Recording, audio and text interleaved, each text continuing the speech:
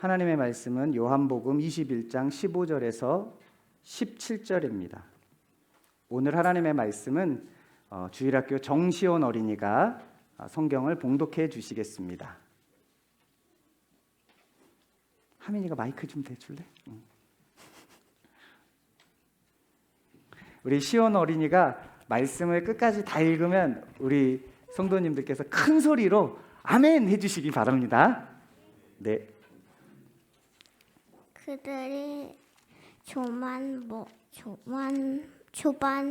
먹은 후에 예수님께서 시몬 베드로에게 이르시되 요한의 아들 시몬아, 내가 이 사람들보다 나를 더 사랑하겠느냐 하시니 이르되 주님, 그러하나이다.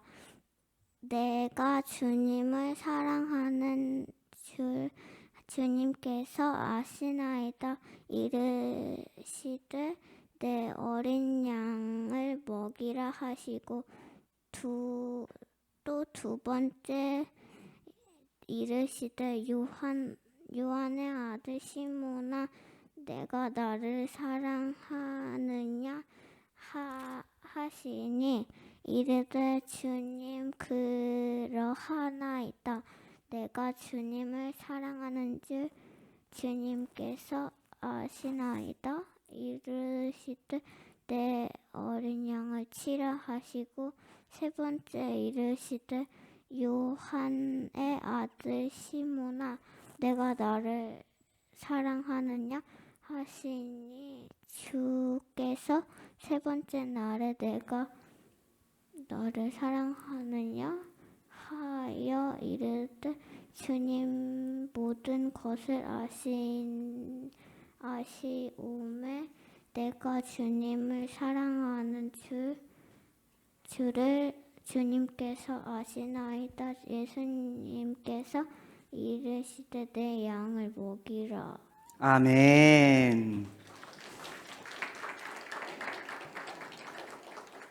원래는 더 잘 읽는 거 제가 시온이를 제가 이제 책 읽고 같이 얘기를 좀 해봤는데 너무 잘 읽는데 앞에만 나오면 떨려요. 네. 떨렸을 텐데 잘했어 시온아. 우리 박수로 격려하시려면 더 확실하게 격려해 주실까요? 네, 감사합니다. 말씀을 나누기 전에 오늘 교회를 방문하신 분들이 계셔서 잠깐 환영하고 싶습니다. 우리 언젠가도 잠깐 오셨던 우리 형제님이신 것 같은데, 형제님 부부인 것 같은데, 그리고 또 뒤에도 오늘 처음 뵙는 부부분이 계신데 우리 편하게 예배하시면 됩니다. 우리 박수로 환영하겠습니다.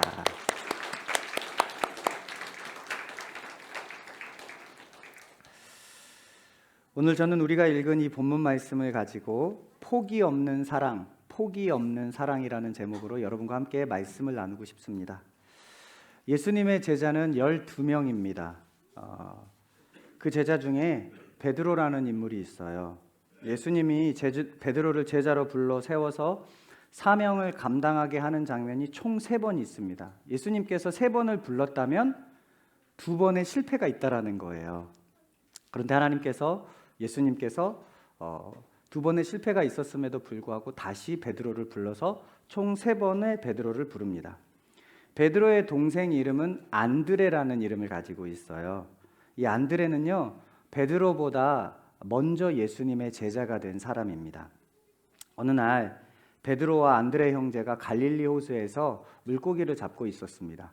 그런데 물고기를 잡고 있는 중에 예수님께서 이 형제를 찾아와요. 근데 이미 안드레는 예수님의 제자가 되어 있잖아요. 그러니까 예수님을 보자마자 안드레가 어떻게 할까요? 우리로 얘기하면 선생님 안녕하십니까? 이렇게 인사를 드렸겠죠. 그리고 옆에 있을 자기의 형 베드로가 민망해할까 봐 베드로를 소개해요. 제 형제입니다. 그런데 예수님께서 그 베드로를 보시더니 뜬금없이 이렇게 말씀하세요. 내가 너를 사람 낚는 어부가 되게 하겠다. 그러면서 베드로를 예수님께서 그 자리에서 제자로 삼습니다. 예수님의 제자가 되고 예수님을 따른다는 건 이제 가정을 떠나서 이제 예수님의 뒤만 따라서 복음 사역을 하겠다는 거죠. 이게 예수님이 베드로를 향한 첫 번째 부르심이었어요. 아마 베드로는 동생 안드레에게 예수님의 얘기를 굉장히 많이 들었을 거예요. 그러니까 곧바로 따를 수 있었겠죠. 그런데 예수님을 따르긴 따르는데요, 문제가 생깁니다. 어떤 문제가 생기냐면 누가복음 4장에 보면 베드로의 장모가 열병에 걸린 이야기가 나와요. 그런데 베드로의 장모가 열병에 걸리는데 그 열병에 걸린 장모님이 어디에서 살고 있었냐면 베드로의 집에서 살고 있었습니다. 그러니까 베드로는 누구를 모시고 사는 거예요? 장모님을 모시고 사는 겁니다. 그런데 예수님이 베드로를 부르셔서 베드로가 예수님을 따라가는 장면을 보면요, 성경에 이렇게 나와요. 그물과 아버지를 버려두고. 여러분, 이 말은 무슨 말이냐면요, 베드로가 아버지도 모시고 있었다는 거예요. 그러니까 베드로는 장모님도 모시고 살고 아버지도 모시고 살았어요. 그런 가장이었어요. 그런데 어느 날 갑자기 예수님이 불러가지고 예수님 따라가요. 그럼 그 가족에 어떤 문제가 생길까요? 당연히 경제적인 문제가 생깁니다. 먹고 살 길이 막막해져요. 아니 목사님, 그냥 부인이 돈 벌면 되잖아요.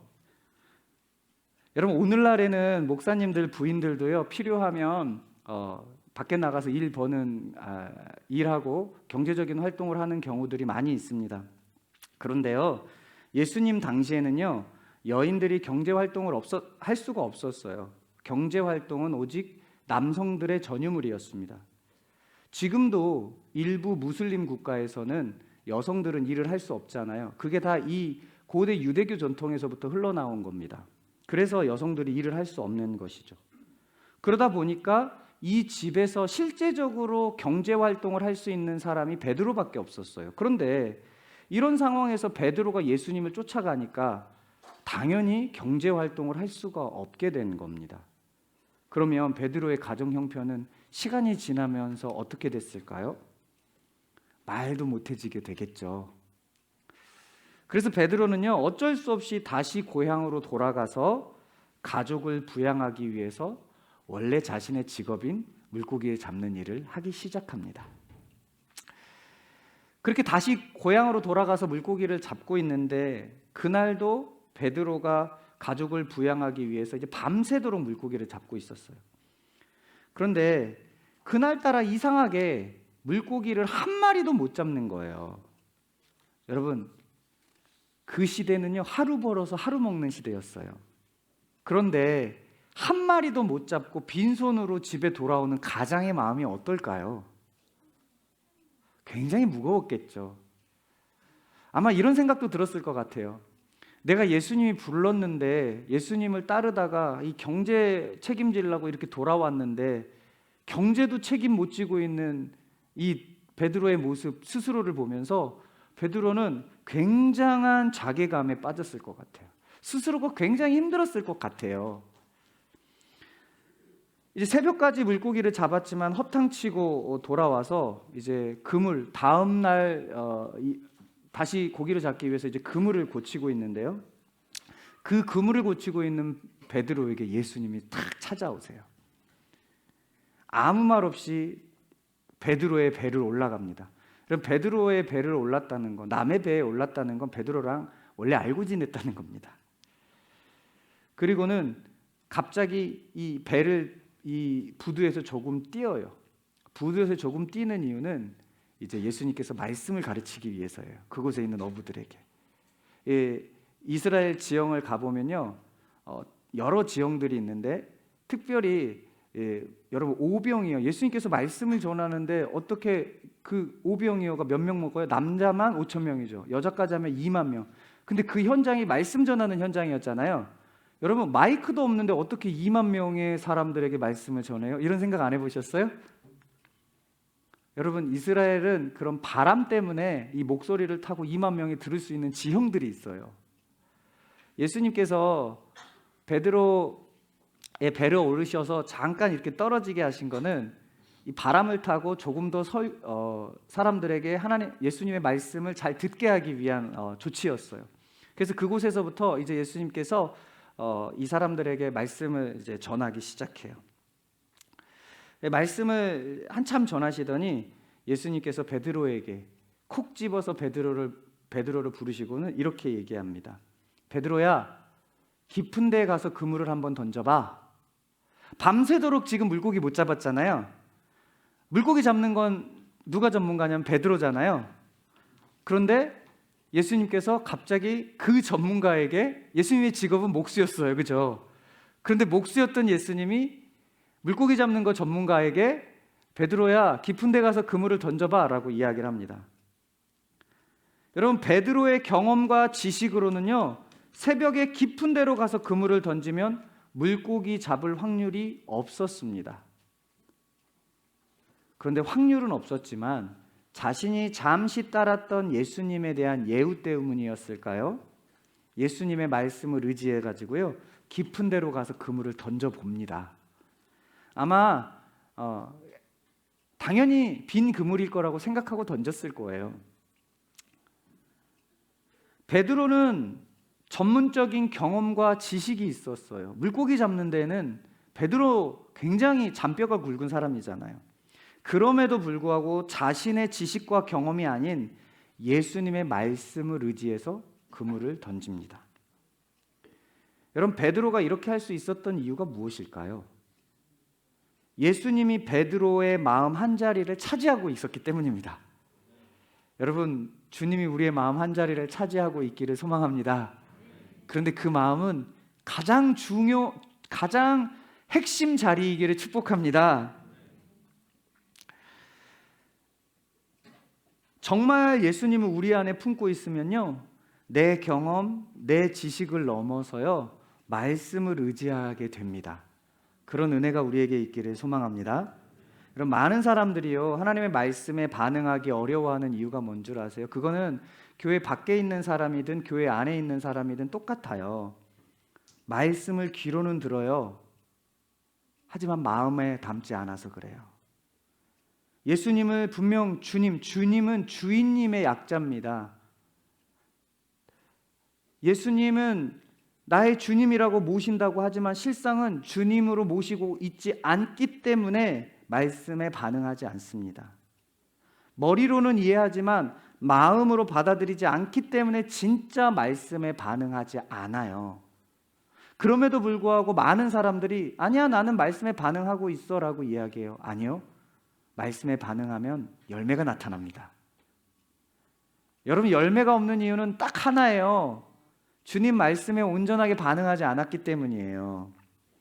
베드로가 자신의 경험과 지식을 내려놓고 예수님의 말씀에 순종하며 깊은 데로 그물을 던집니다. 왜냐하면 베드로의 마음 한구석에 예수님이 있었기 때문에 그렇게 행동한 거죠. 그런데 그때 놀라운 일이 벌어집니다. 전문가적 견해로 도저히 물고기를 잡을 수 없었고 밤새도록 허탕을 쳤는데 단 한 번의 그물질로 어마어마한 물고기를 잡습니다. 성경에 보니까 그물이 찢어지도록 잡혔다라고 이야기해요. 사랑하는 여러분, 우리의 경험과 지식이 있어도 그것보다 천지를 창조하신 하나님의 지혜를 의지하는 것이 우리에게 유익인 줄로 믿습니다. 그런데 여러분, 그 하나님의 지혜가 뭘까요? 그 하나님의 지혜가 담긴 게 바로 성경입니다. 그래서 말씀을 의지하는 게 우리에게 유익인 줄로 믿습니다. 천지 만물의 주인 되신 주님을 의지하고 말씀을 의지하면 오늘 베드로가 경험한 엄청난 일, 우리의 삶에도 경험되어질 줄로 믿습니다. 그런 은혜가 여러분들의 삶에 있기를 축원합니다. 예수님이 그물을 던지라는 말에 선택은 누가 하는 거예요? 베드로가 하는 겁니다. 선택은 늘 우리의 몫입니다. 베드로는요, 내 생각, 내 방법, 내 경험, 분명히 예수님보다 전문가예요. 그럼에도 불구하고 그 모든 것들을 내려놓고 주님 말씀에 순종했더니 놀라운 은혜를 경험한 거예요. 여러분, 예수님 믿는 것도요, 그리고 신앙생활 하는 것도요, 주님이 우리 마음을 붙들어 주시기는 하겠지만 결과적으로는 누구도 반응해야 되냐면 저와 여러분도 반응을 해야 됩니다. 그래서 우리 유명한 말이 있잖아요. 손바닥도 마주쳐야 소리가 난다고. 여러분, 주님이 그렇게 하시는 이유는요, 인격적이시기 때문에 그래요. 그래서 여러분, 우리가 결정하고 결단하는 것을 중요하게 여기십니다. 베드로는 기적을 경험했습니다. 그 기적 앞에서 아마 이런 마음이 들었을 것 같아요. 첫 번째 예수님이 불렀을 때 경제 활동을 해야 먹고 살 수 있는 자신의 경험과 지혜가 있어서 돌아간 거잖아요. 그런데 지금 이 두 번째 부르시는 이 장면에서 자신의 생각과 경험을 넘어서는 예수님을 발견해요. 그런 예수님을 바라보면서 자신의 지난 날이 너무 부끄러워진 겁니다. 예수님의 부르심 앞에서 그렇게 할 수밖에 없었던 자신의 모습이 너무 부끄러운 거예요. 너무 부끄러우니까요, 도저히 예수님과 함께 할 자신이 없는 거예요. 그래서 이렇게 말을 합니다. 예수님, 저는 죄인이니까요, 저를 떠나주세요. 여러분, 죄인이면 나를 살려주세요 해야 되잖아요. 나를 구원해 주세요 해야 되잖아요. 그런데 나를 떠나세요 이렇게 얘기해요. 왜 그러냐면 너무 창피한 거예요. 너무 부끄러운 거예요. 저는요, 이런 베드로가 너무 좋아요. 베드로의 성격을 보면 굉장히 욱합니다. 제가 베드로를 좋아하는 이유는 저의 성격과 굉장히 유사하기 때문이에요. 그런데요, 베드로 첫 번째 예수님의 부르심이 있었을 때 다시 집으로 돌아간 이유가 뭐예요? 가정 때문이잖아요. 얼마나 따뜻하고 멋져요. 저는 이런 베드로가 너무 좋아요. 하지만 순수하게 그렇게 했지만 예수님은 따르지 못했잖아요.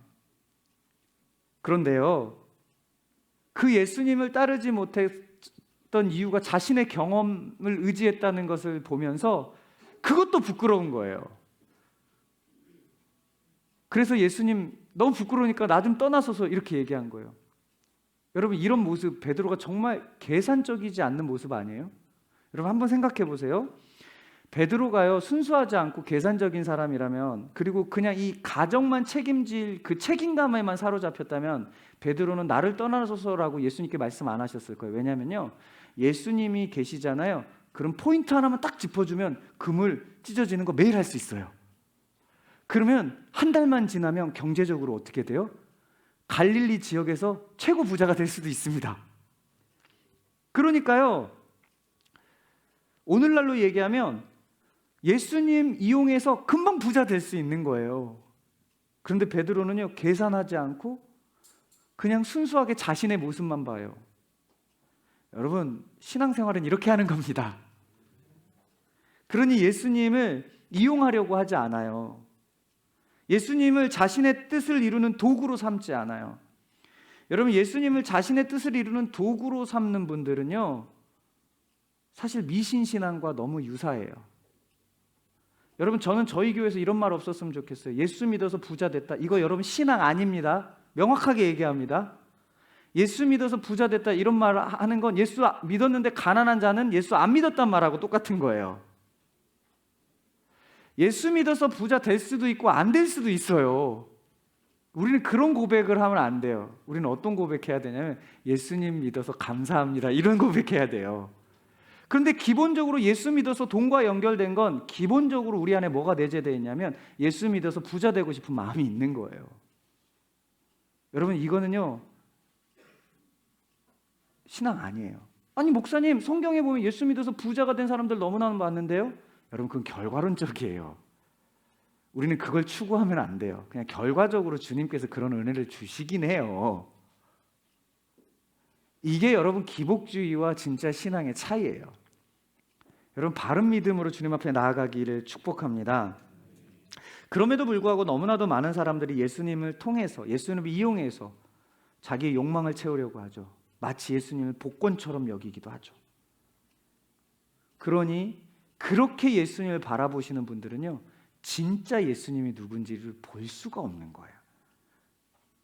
이런 분들을 보면요, 신앙을 입에 달지만 진짜 성경이 주는 하나님 나라를 누리고 사는 삶을 잘 못 살아요. 그런데 저는 우리 성도님들이 성경에서 말하는 하나님 나라를 이 땅에서도 누리고 사는 은혜가 있기를 소원합니다. 제가 아까 공부했던 그 교수님께서 요한계시록을 공부하면서 이렇게 얘기하고 계시더라고요. 땅에 살지만 하늘에 속한 천상적 공동체가 교회다. 너무 멋진 표현 아니에요? 이 천상적 공동체로 이 땅에서 천국을 누리면서 사는 사람들의 삶은 이렇게 예수님을 이용하지 않아요. 그냥 예수님과 함께합니다. 여러분, 제가 이번 주에 책을 하나 읽었는데요, 그런 표현이 있더라고요. 예수님을 위해서 일하지 마세요. 여러분, 주를 위해서 일한다고 하잖아요. 근데 너무 동의됐어요. 여러분, 주를 위해서 일하지 마세요. 여러분, 뭐가 부족해서 여러분들이 주님을 위해서 해요? 주와 함께 하는 겁니다. 근데 그거 누가 함께 해게 주냐면 여러분의 노력으로 함께 하는 게 아니에요. 주님이 우리를 깍두기처럼 껴주는 거예요. 왜냐하면 우리는 깐부니까요. 우리 주일학교 애들도 오징어 게임을 알아가지고 깐부가 뭔지 아나 봐요. 깐부 뭔지 아시죠? 네. 여러분, 베드로와 같이 순수한 사람만이 하나님 앞에서 자신의 실존을 볼 수 있어요. 하나님 앞에 자신의 실존을 본다는 건요, 사실 하나님을 본다는 것과 똑같아요. 여러분, 우리가 정말 하나님을 바라보면 내 존재가 어떤지 봐요. 그래서 진짜 하나님을 바라보는 사람이 입술에서 뭐밖에 안 나오냐면 나는 죄인입니다 밖에 안 나오는 거예요. 하나님을 보는 것은 나를 보는 거예요. 여러분, 완전하신 하나님 앞에서 우리는 늘 부끄럽습니다. 그러니까 베드로가 그 완전하신 하나님이신 예수님을 딱 보는 순간, 우리 요한복음에서 예수님이 하나님인 거 계속 얘기했잖아요. 그 예수님을 딱 대면하는 순간 어때요? 나는 죄인입니다라고 고백할 수밖에 없었던 겁니다. 여러분, 그렇게 이야기한 예수님께서 야 베드로, 너 왜 나 떠났어? 야 베드로, 너 어떻게 그럴 수 있어? 이런 말씀 하지 않으세요. 그렇게 고백한 베드로에게 예수님께서 이렇게 얘기해요. 무서워하지 마. 이제 후로는 네가 사람을 취할 거야 라고 말씀하십니다. 여러분, 베드로를 처음 부르실 때 예수님이 뭐라고 얘기하셨냐면 이렇게 얘기했어요. 내가 너를 사람 낚는 어부가 되게 하겠다. 그런데 그 길을 가지 못했어요. 왜 가지 못했죠? 현실 문제, 경제적인 문제 때문에 내 경험 의지하다가 주님이 원하는 길에 설 수가 없었던 겁니다. 그러나 깊은 곳에 그물을 던지라는 말씀을 통해서 경험을 넘어서는 기적을 체험합니다. 그때 주님께서 이렇게 말씀하신 거예요. 두 번째 부르시면서 무서워하지 마. 이제 네가 후로는 사람을 취할 거야 라고 말씀하신 겁니다. 여러분, 주님이 작정하시면요 끝까지 부르십니다. 주님을 우리를 직분자로 세우셨으면요 끝까지 감당하길 원하십니다. 주님이 우리를 구원하시기로 작정하셨으면 잠시 우리 자녀들, 우리 가족들이 교회 밖에 잠시 있을 수는 있어요. 그러나요, 결국에는 주님이 추적하셔서 그들을 주님의 품으로 이 베드로처럼 부르십니다. 그것이 주님의 신실함입니다. 자녀들을 위해서 기도하고 계신 분들 계시죠? 끝까지 그 주님의 은혜를 구하시는 은혜가 있기를 축복합니다. 중간에 베드로처럼 가정으로 잠시 돌아갔어도, 세상에 잠시 있어도 주님은 찾아가셔서 부르실 거예요. 이것이 바로 주님의 사랑입니다. 이 주님의 사랑 앞에 베드로의 마음은 어땠을까요? 아마 녹아내렸을 것 같아요. 여러분, 사람을 변화시키는 유일한 길은요 사랑밖에 없어요. 어떤 분은 그렇게 얘기하더라고요. 사람을 변화시키는 건 지식으로 변화시킬 수 있어요. 어느 정도는 변화시킬 수 있게 되는 것 같아요. 지금까지 이렇게 보니까. 그런데요, 정말 그 사람을 완전히 무장해제시키고 변화시키는 방법은 사랑밖에 없습니다. 여러분, 바람과 태양의 대결 아시죠? 바람과 태양이 나그네의 옷을 벗기는 대결 하잖아요. 바람이 먼저 나그네의 옷을 벗기려고 바람을 후 불러요. 안 벗어요. 그거 화가 나가지고 바람이 어떻게 해요? 더 큰 바람을 불죠. 후. 그러니까 어떻게 해요? 옷을 여미어요. 아마 겉옷이 있었으면 더 입었을 거예요. 대결은 벗겨야 하는데 바람을 불면 불수록 외투를 더 여밉니다. 그런데 여러분, 태양의 차례가 됐습니다. 태양이 자기 온 힘을 다해서 햇볕을 내리쬐입니다. 여미었던 옷을 벗기 시작해요. 여러분, 무장해제 시키는 건 따뜻한 햇빛입니다. 사랑이에요. 하나님이 왜 예수님을 십자가에서 죽이셨어요? 다른 것 아닙니다. 죄 때문에. 왜 죄 때문에 죽으셨어요? 사랑 때문이에요. 그러니까 죄 때문인 건 맞는데 그 이면에 정말 주님이 왜 그렇게 예수님 십자가에 달리게 하셨냐면 사랑 때문이라는 거예요. 로마서 8장 35절에서 39절 말씀을 함께 읽어볼까요? 화면을 보면서 다 같이 큰 목소리로 읽어볼게요. 시작. 누가 우리를 그리스도의 사랑에서 끊으리요? 환난이나 곤고나 박해나 기근이나 적신이나 위험이나 칼이랴. 기록된 바 우리가 종일 주를 위하여 죽임을 당하게 되며 도살 당할 양같이 여김을 받았나이다 함과 같으니라. 그러나 이 모든 일에 우리를 사랑하시는 이로 말미암아 우리가 넉넉히 이기느니라. 내가 확신하노니 사망이나 생명이나 천사들이나 권세자들이나 현재 일이나 장래 일이나 능력이나 높음이나 깊음이나 다른 어떤 피조물이라도 우리 주 그리스도 예수 안에 있는 하나님의 사랑에서 끊을 수 있으리라? 없으리라. 아멘. 여러분, 먹고 사는 문제 때문에 일상의 자리로 돌아갔지만 예수님은 끊을 수 없는 사랑으로 베드로를 다시 부르고 계셨던 거예요. 마찬가지로 하나님은 끊임없는 사랑으로 우리를 매일 부릅니다. 이 사랑에 녹아진 베드로는요, 그때부터 예수님이 십자가 달리기 직전까지 가장 앞장서서 예수님을 따릅니다. 늘 예수님 옆에 붙어 있었고요. 누가 봐도 이 베드로는 믿음이 좋은 사람이었어요. 그러던 어느 날 예수님이 소위 최후의 만찬을 하시는 날에 제자들에게 이렇게 말씀을 하세요. 내가 가는 길을 너희는 갈 수 없을 거다라고 말을 합니다. 예수님이 말씀하신 길은 어떤 길이냐면 십자가 지는 길이었어요. 그러니까 예수님께서 나 지금 십자가 지러 가는데 너희들은 그 십자가 지는 길 갈 수 없을 거다라고 말을 한 거예요. 근데 제자들이 그걸 못 알아들어서 십자가의 길인 걸 몰라요. 그래서 베드로가 어떻게 하냐면 아니 예수님, 그래도 제가 수제자 아니에요. 다른 제자들은 못 가도 저는 끝까지 예수님 따라갈 거예요. 이렇게 막 자신 있게 말을 해요. 그러자 예수님께서 뭐라고 하냐면요, 베드로야, 자만하지 마. 너 닭 울기 전에 3번이나 나를 부인할 거야. 이제 그 밤이 지나고 새벽에 종교 지도자들이 로마 병사들을 끌고 예수님을 잡으러 옵니다. 그때도 베드로는 예수님 옆에 있었어요.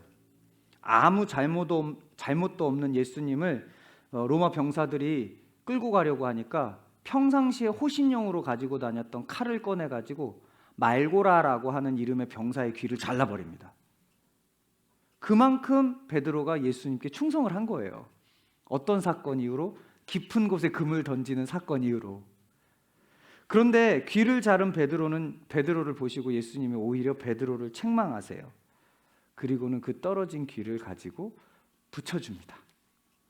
그리고 그냥 순순히 잡혀가요. 예수님께서 로마 군사에게 잡혀서 고문을 당하기 시작합니다. 자신 있게 예수님이 가신 길을 가겠다고 했지만 군사에게 잡혀가는 모습. 그 당시 군사는 누구 군사예요? 대제국 로마, 그죠? 그리고 그곳에서 고문을 당해요. 그러니까 혹시 내게 피해가 올까봐 두려워지기 시작합니다. 군중들이 예수님을 죽이라고 그래요. 군중들이 나를 알아보면 어떻게 하지? 이런 마음이 막 두려움으로 자리 잡기 시작합니다. 그래서 베드로가 어떻게 하냐면요, 그래도 자기가 절대로 예수님 배신하지 않겠다고 했던 말이 있어서 떠나지는 못하고 멀찌감치 떨어져서 예수님을 바라봐요. 그때 한 여종이 베드로를 향해 이 사람 예수님과 함께 있던 제자 같아요 라고 얘기를 합니다. 그러자 베드로는 순간 위기의식을 느껴요. 그래서 뭐라고 합니까? 예수님을 부정해요. 심지어 예수님을 저주까지 하면서 3번을 부인합니다. 그때 멀리서 무슨 소리가 들렸을까요? 닭 울음소리가 들립니다. 주일학교 친구들이 아주 말씀을 잘 듣고 있습니다. 그런데요, 닭 울음소리가 들리는 순간 베드로는 누구의 말씀이 떠올랐을까요? 예수님, 네가 나 안 떠난다고 했는데 너 닭 울기 전에 나 3번 부인할까? 할 거야. 그 말이 떠올라요. 그 말이 기억나는 순간 베드로가 고문당하고 있는 예수님을 탁 쳐다봐요. 근데 그때 예수님이 뭐하고 계신 줄 아세요? 고문당하시는 중에 베드로를 바라보고 있어요. 그럼 그 순간 베드로의 눈과 예수님의 눈은 어떻게 됐을까요? 서로 마주치는 거죠. 여러분, 근데 이 예수님이 베드로를 바라보는 이 눈빛은 어떤 눈빛이었을까요? 내가 너 그럴 줄 알았다. 너는 소망이 없어. 이런 눈빛이었을까요? 아니면 베드로, 나 알고 있었어. 너는 절대 부인하지 않겠다고 했지만 나는 너의 연약함을 알고 있어. 이렇게 말하는 거예요. 여러분, 하나님은 우리의 연약함을 알고 있습니다. 예수님과 눈이 마주친 베드로는요, 또다시 자신의 모습이 한없이 초라해집니다. 이전에 먹고 사는 현실 문제 때문에 예수님을 떠났어요. 그런데 지금은 로마가 무서워서, 종교 지도자들이 무서워서, 군중들이 무서워서 예수님을 떠난 꼴이 됩니다. 여러분, 신앙은요, 예수님이 시험당하는 장면, 첫 번째 뭐예요? 돌이 떡이덕이 하죠. 먹는 문제에 위기가 와요. 그래서 헌금 생활이 중요한 거예요, 여러분. 많이 하는 게 중요한 게 아니라 신앙을 담아서 100원이라도 제대로 하는 게 중요한 거예요. 그래서 오늘 아침에 부활절 헌금해 그랬더니 우리 아이들이요, 아빠가 돈 줘야지. 그거는 제가 헌금하는 거잖아요. 그래서 그랬어요. 야, 네가 해야지. 네가 마음을 담아서 해. 그래서 그럼 아빠 나 1,000원 할게 그러는 거예요. 제가 그랬어요. 야, 1,000원이 너 평상시 때 주일날 하는 건데 그 마음이 담아지냐? 그랬더니 그 다음에 어떤 행동을 취하더라고요. 여러분, 그래서 신앙은요, 경제적인 문제가 무조건 부딪혀요. 두 번째는요, 이 어떤 외부적인 힘에 의해서 무조건 부딪힘이 있어요. 지금 베드로가 두 번째 부르심에 예수님이 거절했던 이유는요, 외부적인 힘에 의한 거예요.